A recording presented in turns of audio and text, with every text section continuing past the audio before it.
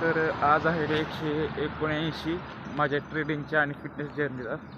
तारीख आहे 4 ऑगस्ट 2025. तर आलो आहे आता जिमला. 6:15 वाजून गेले ते. आज चेस्ट आणि ट्रायसेप्स मारला. काल ट्रेड घेतल्यावर का म्हणजे मी म्हणलेलं 5 ट्रेड घ्यायचं. 5च घेतलं. जास्त म्हणजे होते पोझिशन अजून धावले होत्या, पण 5च्या फ्लोअर नाही घ्यायचं म्हणून ठरवलं घ्यायचं ना. डिसिप्लिन आपलं तोडायचं नाही, त्यामुळं झालं असतं प्रॉफिट. कन्फर्मेशन होते बरोबर, पण नाही.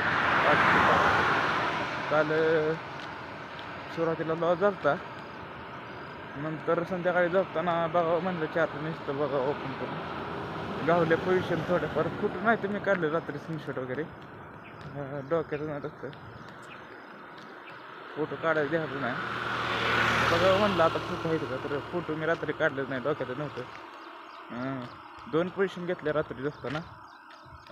तर त्यातलं एकाचं टार्गेट हिट झालं, दुसऱ्याचं मी जरा मोठं टार्गेट ठेवला थोडा, पण एस-एल हिट झालं. एस-एल पण ते मी नंतर काय केलं तर टार्गेटकडं म्हणजे कॅन्डल खाली गेली ती खूप, मी सेल केलं तेव्हा मी एस-एल आहे ना प्रॉफिटमध्येच घेतलं. 84 रुपये प्रॉफिटच्या बसला.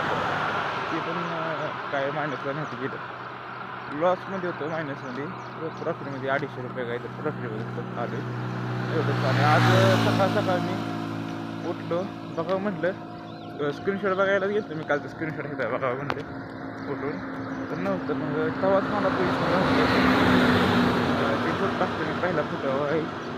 तर त्यात बघू शकतो तुम्ही की खाली मी सुरुवातीला आधी लिक्विडिटी मार्किंग केली ती. लाईन आहे एक छोटी, त्याला लिक्विडिटी मार्क केली ती मी. पण तिथं स्विप न करता वरच मी अजून एक मार्किंग केली, ती जाड आहे जरा. ते FVची पण लिहिले त्यात फेअरव्हॅल्यू गॅप. जेव्हा मोठी काढलं पण तिथं जाऊन दिवस करतो ना समजलं ना तर मोठा व्हिडिओ. तर तिथे FVGमध्ये म्हणून पण आहे, तिथनं कॅन्डल रिव्हर्स होतं. त्या 2 कॅन्डल रिव्हर्स झाल्या. म्हणलं इथे FVGच आहे म्हणलं. मग इथं मी बाय केलं तर टार्गेट हिट झालं. ते फोटो बघू शकता, पहिला फोटो नाही हा दुसरा फोटो हिट झालेला फोटो.